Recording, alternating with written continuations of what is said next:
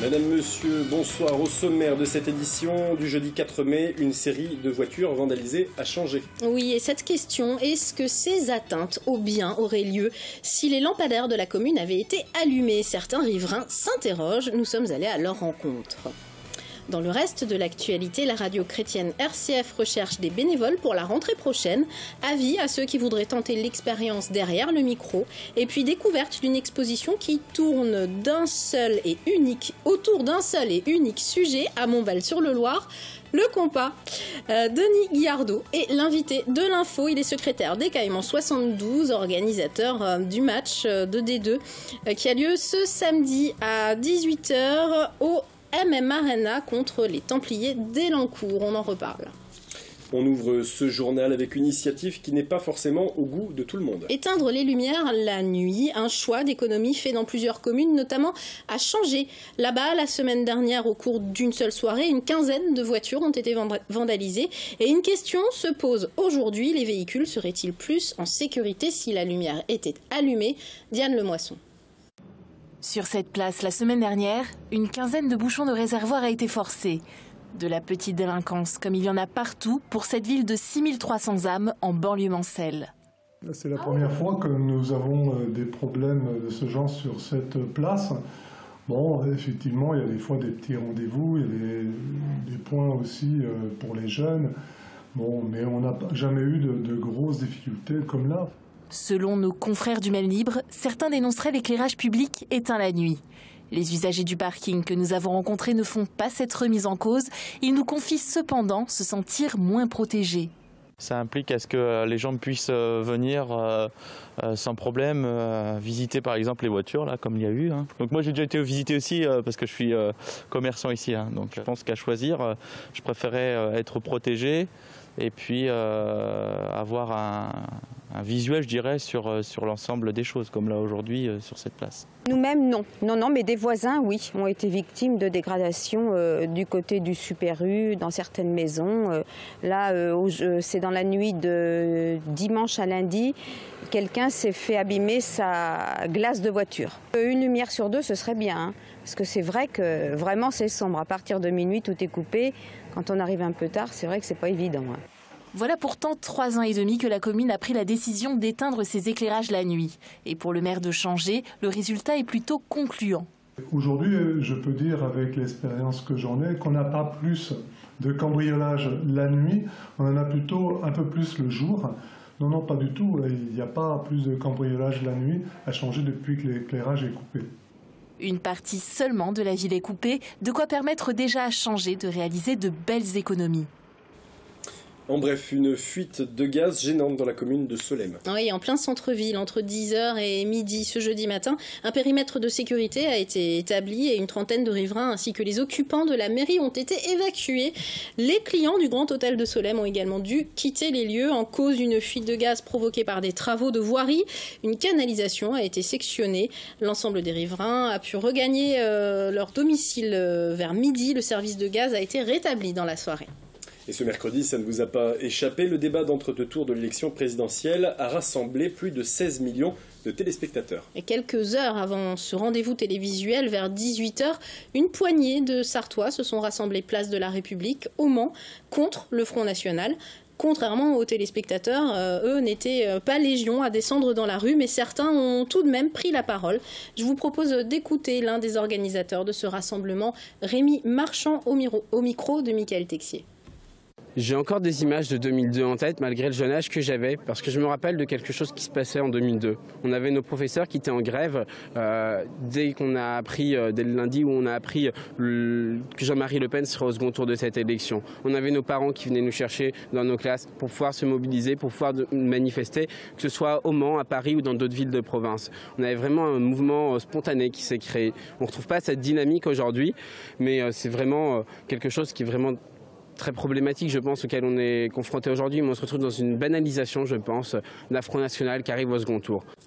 Il est l'heure d'accueillir l'invité de ce journal, Laure. Denis Guillardot, bonsoir. Bonsoir. Merci d'être sur ce plateau. Vous êtes le secrétaire des Caïmans 72, organisateur du match qui a lieu ce samedi 6 mai à 18h au MM Arena, dans le temple MM Arena, contre les Templiers d'Elancourt.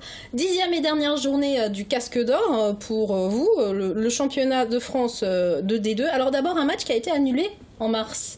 Et j'imagine que toute l'équipe est contente de pouvoir le jouer, ce match, en ce 6 mai. Oui, tout le monde est content de le jouer enfin.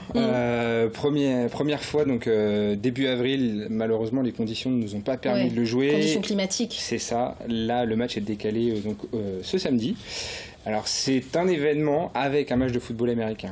On axe vraiment la journée sur le carnaval.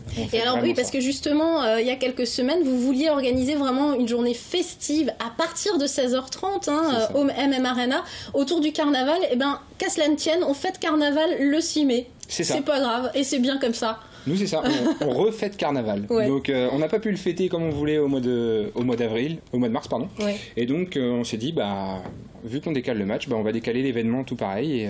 Et puis, on va fêter le carnaval au mois de mai. Alors, dès 16h30, des animations sont proposées, du maquillage pour les enfants, des cheerleaders. Ça, on adore forcément. Une fanfare, voilà, tout plein d'animations. Sur le plan sportif, un match au MM Arena, c'est le 3e dans l'histoire du club, le premier cette saison. Ça change quoi, concrètement ? Ça change quoi ? Ça change beaucoup de choses parce que ça fait découvrir un nouveau sport qu'on ne connaît pas forcément ou très peu surtout. Ça ramène aussi du monde parce que les gens en plus d'un point de vue sportif découvrent le sport mais aussi sont intéressés pourquoi pas tester. Et ça nous ramène aussi de nouveaux adhérents au club et donc c'est une belle vitrine. C'était le cas les 2 dernières fois ? Ouais.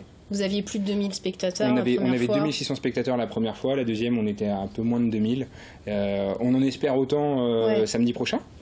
Et surtout que c'est le dernier match, c'est la 10e journée, le dernier match de la saison. Vous jouez quoi là concrètement ? C'est un enjeu. Les Caïmans ont été bons cette saison, faut le dire. Les Caïmans ont été bons. Ils étaient très bons. Ils ont été bons. Ouais. Voilà. On a eu deux petits matchs là récemment où on a un peu chuté. On a eu pas mal de blessés. Ça nous a pas forcément favorisé. Là, clairement, ce qu'on joue, c'est on sait qu'on va jouer les phases finales, les playoffs. Ce qu'on joue, c'est la réception des playoffs jusqu'à la fin, même recevoir la finale nationale. Et pour réussir ça, il faut passer par gagner le match samedi. Donc ce sera forcément du spectacle sur le terrain. Ça sera forcément du spectacle, surtout que les Templiers qu'on affronte descendent de première division. Leur seul objectif, c'est de remonter et de faire l'ascenseur.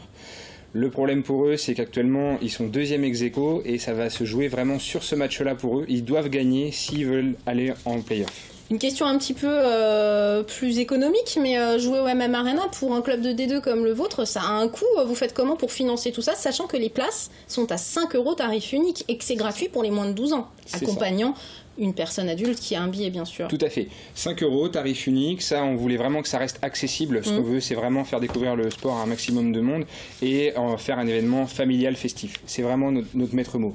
Un événement familial festif. Du coup, vous payez comment tout ça ? Du coup, on paye comment ? Tout simplement grâce aux collectivités locales qui nous soutiennent. La ville du Mans a une grosse partie, on a une petite aide aussi du conseil départemental, mais c'est essentiellement la ville du Mans qui nous finance notre venue au MM Arena. Bon, alors c'est 18h le rendez-vous pour le coup d'envoi de ce match Caïmans contre Templiers d'Elancourt, c'est en région parisienne. C'est ça, 78. C'est l'équipe... 16h30 l'ouverture des portes avec les animations. 16h30 pour les animations, parce qu'on fête le carnaval ce 6 mai au MM Arena pour cette 10e et dernière journée du Casque d'Or, le championnat de France de D2. Et une distribution de bonbons à la fin pour tout le monde aussi, parce qu'à carnaval, il y a des bonbons. Adultes et enfants ? Ah bah tout le monde. Ouais, bon. On n'avait pas de pignata de dispo, alors on va les jeter comme ça. Alors on y sera, merci d'être venu nous en parler. Merci à vous. Et nous le disions en titre, la radio RCF Le Mans recherche des bénévoles. Oui, comme chaque année, cette radio chrétienne, généraliste et de proximité lance sa campagne de recrutement de bénévoles qui voudraient tenter l'expérience d'une petite chronique, voire d'une émission de radio. Les explications avec Mathias Hubert. Que vous soyez débutant ou confirmé, peu importe, l'important c'est la volonté de tenter une expérience dans le monde de la radio. Une quinzaine de réalisateurs et chroniqueurs sont recherchés par la rédaction. Des formations seront proposées pour apprendre le métier. Mais la radio recherche surtout des gens passionnés. Il faut que ce soit spontané, il faut que ce soit quelque chose qui fasse plaisir, qu'on aime partager, desquels on aime parler. Et après, derrière, il y a tout un accompagnement technique un peu plus rigide, un peu plus professionnel, on va dire. Et donc là, c'est notre travail en tant que salarié d'être derrière pour porter les projets qui nous seront présentés et qu'on accueillera avec grand plaisir. Les postes sont à pourvoir dès septembre, mais vous pouvez postuler dès maintenant à cette adresse, direction.lemans@rcf.fr.